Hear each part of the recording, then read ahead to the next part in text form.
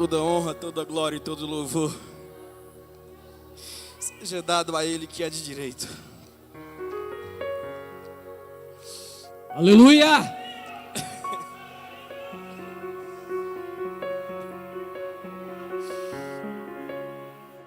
Cumprimento a igreja com a paz do Senhor. Como eu sempre digo, irmão, papai tá na casa. Papai tá na casa, papai tá falando. A presença dele no nosso meio é notória.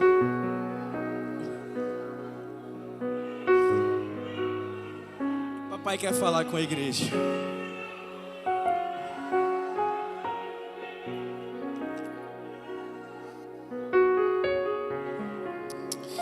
Abra as vossas Bíblias em Êxodo capítulo 33. Êxodo capítulo 33.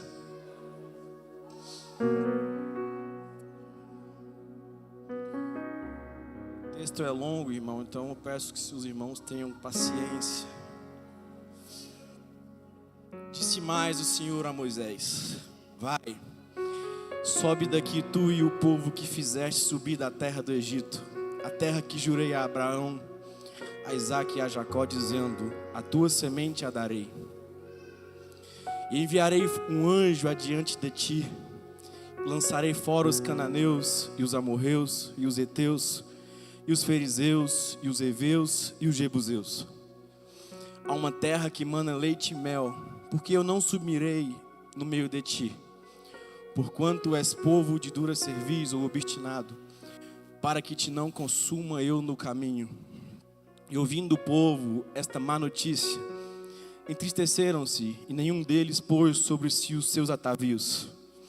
Porquanto o Senhor tinha dito a Moisés: dize aos filhos de Israel: povo obstinado és, se um momento eu subir no meio de ti, te consumirei. Porém agora tira-te de ti os teus atavios, para que eu saiba o que te hei de fazer. Então os filhos de Israel se despojaram dos seus atavios ao pé do monte Horebe. E tomou Moisés a tenda e a estendeu para si fora do arraial, desviada longe do arraial, e chamou-lhe a tenda de congregação. E aconteceu que todo aquele que buscava o Senhor saía à tenda da congregação que estava fora do arraial. E aconteceu que, saindo Moisés à tenda, todo o povo se levantava, e cada um ficava em pé à porta da sua tenda, e olhavam para Moisés pelas costas até ele entrar na tenda. E aconteceu que, entrando Moisés na tenda, descia a coluna de nuvem, glória, e punha-se à porta da tenda, e o Senhor falava com Moisés. E vendo todo o povo a coluna de nuvem que estava à porta da tenda, todo o povo se levantava e inclinavam-se, cada um à porta de sua tenda. E falava o Senhor a Moisés face a face, como qualquer fala com seu amigo. Depois tornava ao arraial, mas o moço Josué, filho de Num, seu servidor, nunca se apartava do meio da tenda.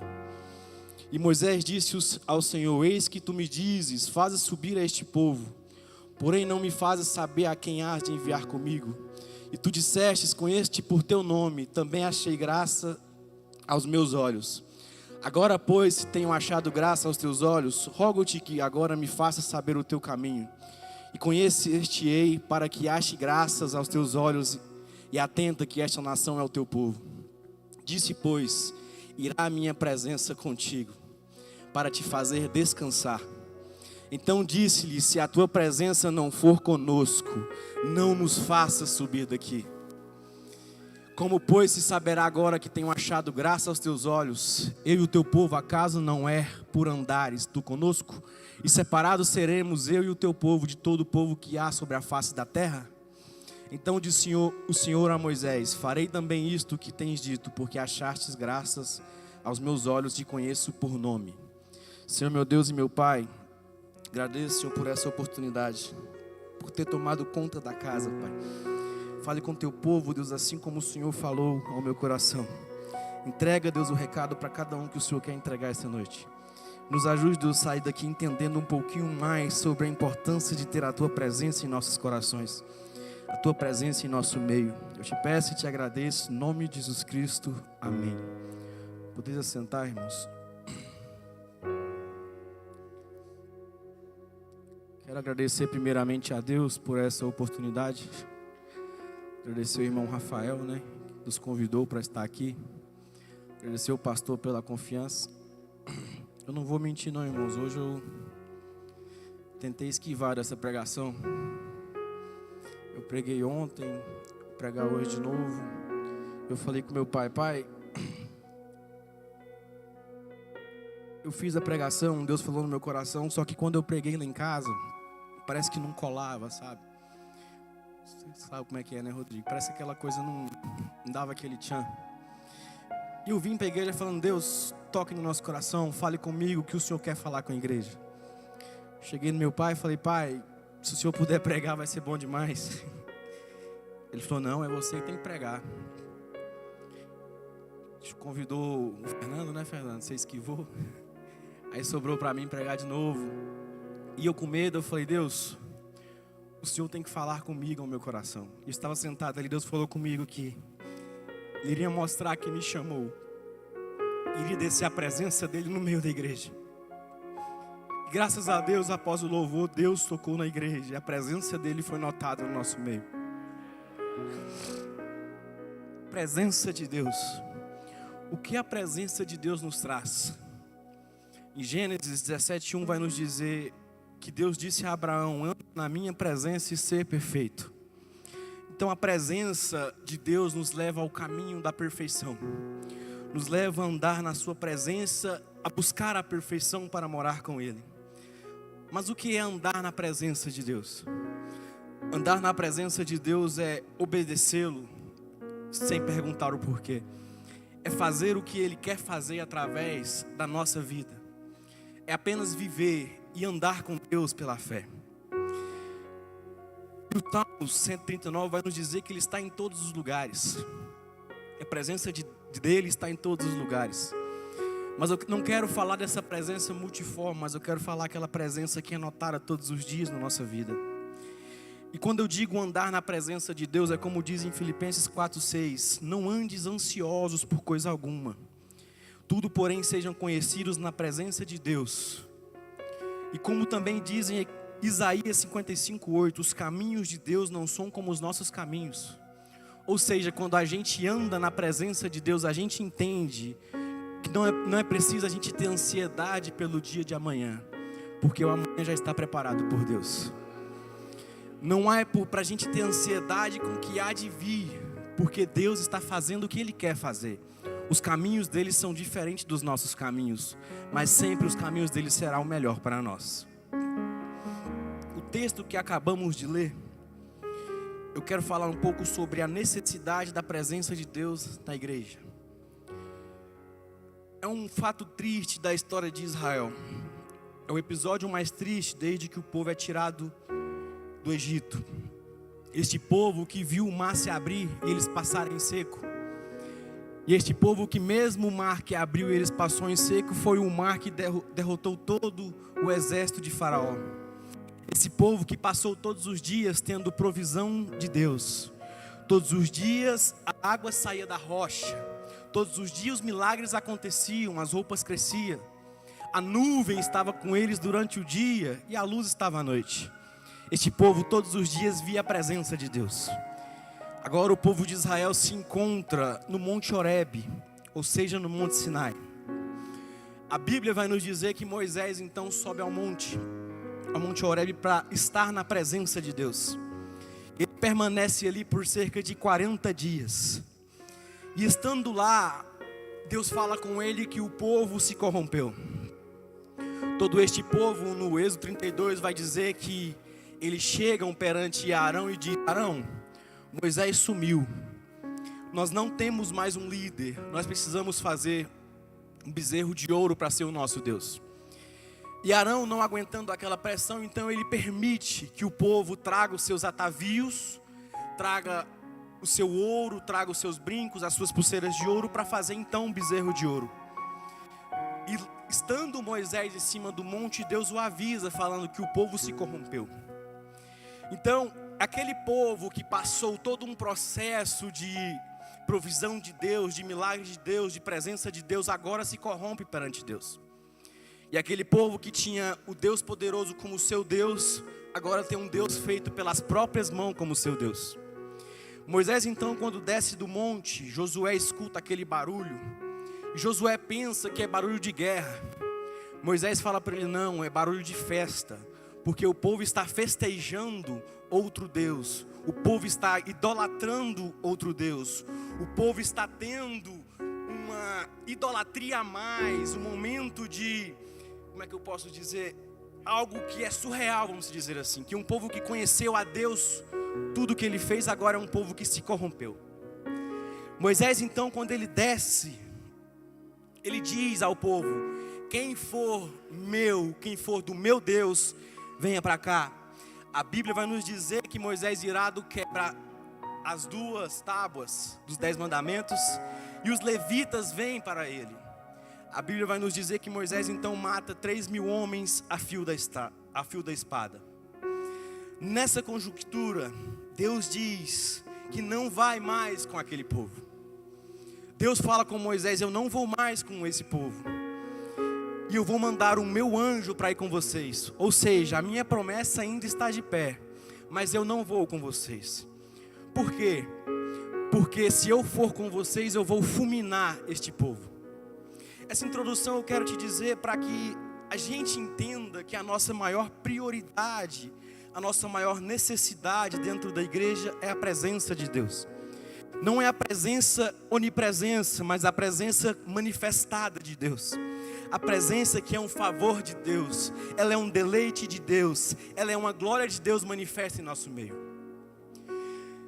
Mais tarde então é importante a gente entender que aquela presença de Deus que esteve na sarça, a presença de Deus que teve no sangue, no cordeiro, que foi passado nos umbrais da porta, a presença de Deus que teve a coluna de fogo, a presença de Deus que teve a nuvem durante o dia, esta presença agora vai embora. Por causa de quê? Por causa do pecado do povo. O pecado se afastou a presença de Deus daquele povo. A Bíblia nos diz que o nosso pecado nos afasta do nosso Deus. Você pode notar que em Josué 7, o exército de Israel vai guerrear contra um povo de Ai. E é um exército bem pequeno. E por incrível que pareça, o exército de Israel perde aquela guerra.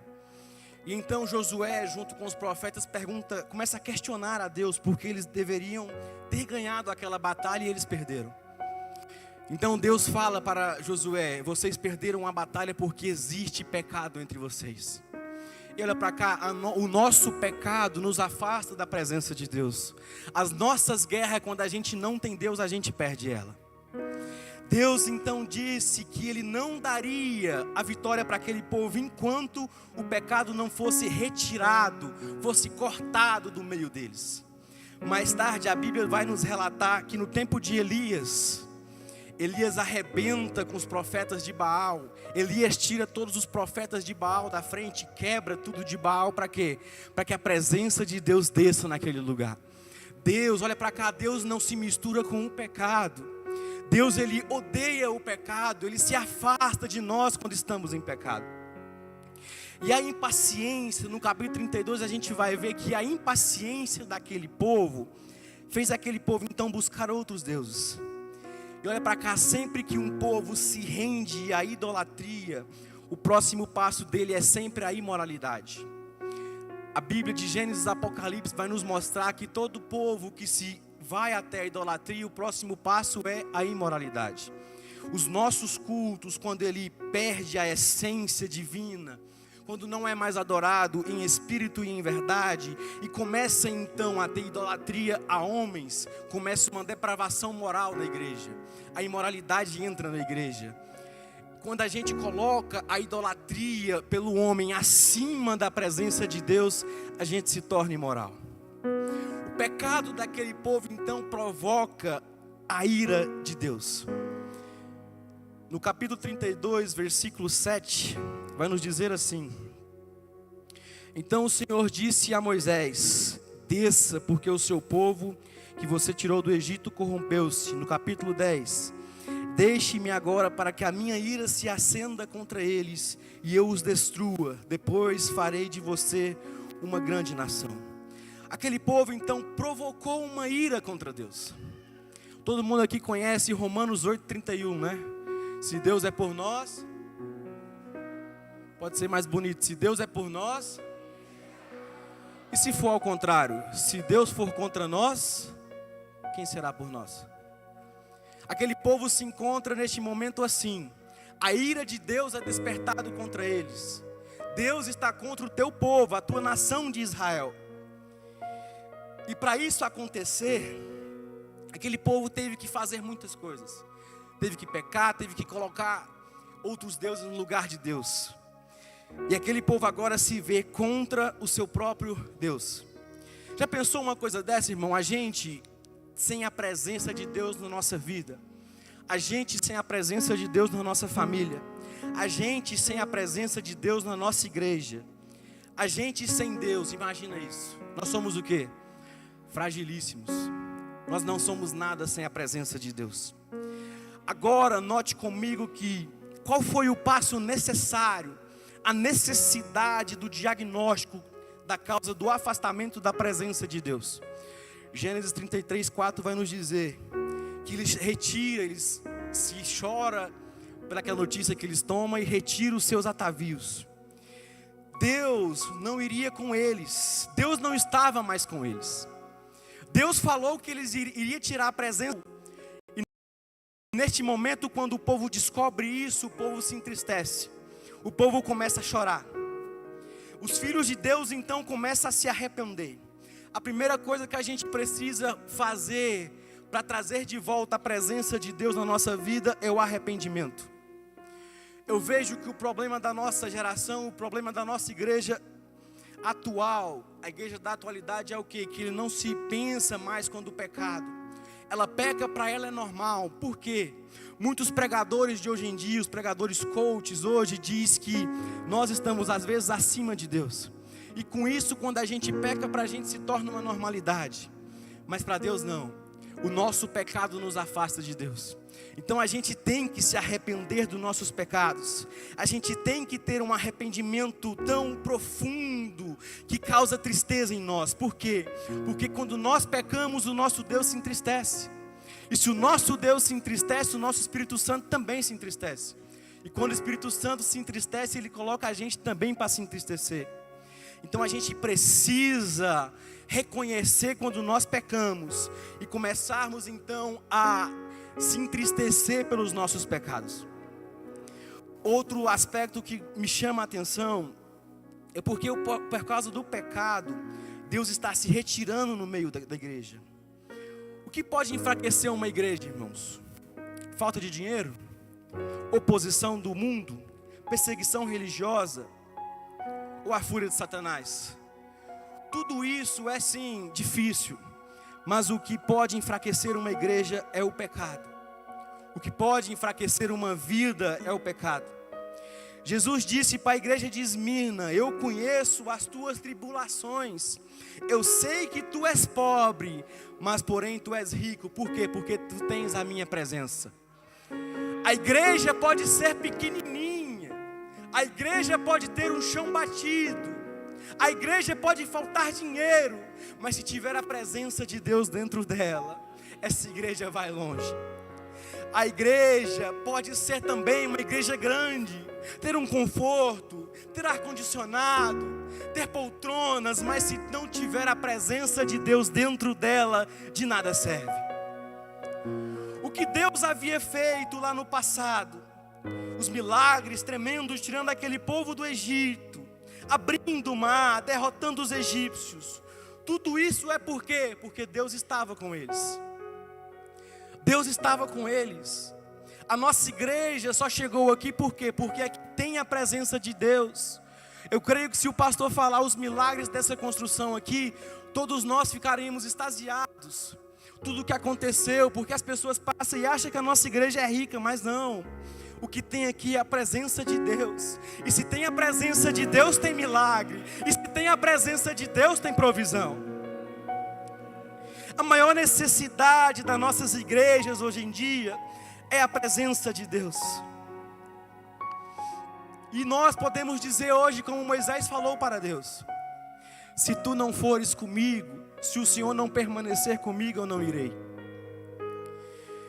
Deus diz então para Moisés: um anjo vai com você, eu te darei a vitória, Moisés. Pode ir, eu vou te dar a vitória, um anjo vai com você. Moisés então vira para Deus e fala: Deus, mas o anjo não substitui a tua presença. Hoje em dia, Fernando, é engraçado, né? Se chegar em alguém e falar: o anjo vai com você, algumas pessoas poderiam ficar felizes, porque tem tanta gente querendo ver anjo, tem tanta gente querendo escutar anjo, e esquece que o mais importante é a presença de Deus. E esquece que o que tem que ser feito é a presença de Deus estar no nosso meio. Moisés estava falando para Deus: Deus, eu não quero a terra prometida se o Senhor não estiver conosco. Deus, eu não quero a bênção se o Senhor não estiver conosco. O grande problema nosso é que nós preocupamos com a bênção mais do que ter o Deus da bênção. É mais importante para a gente ter o Deus da bênção do que a bênção. E se a gente quer a presença de Deus, a gente precisa fazer uma coisa. Eu falei até agora que o pecado afastou a presença de Deus. O pecado trouxe ira de Deus contra aquele povo. Agora, o que a gente precisa fazer para Deus voltar com a sua presença? O versículo 4 e 5 do texto que nós lemos vai nos dizer: quando o povo ouviu essas palavras terríveis, começou a chorar, e ninguém usou um enfeite algum. Isso porque o Senhor ordenara que Moisés dissesse aos israelitas: vocês são um povo obstinado. Se eu fosse com vocês, ainda que por um só momento, eu destruiria. Agora tirem os seus enfeites. A gente precisa romper com o que está atrapalhando nós de ter a presença de Deus.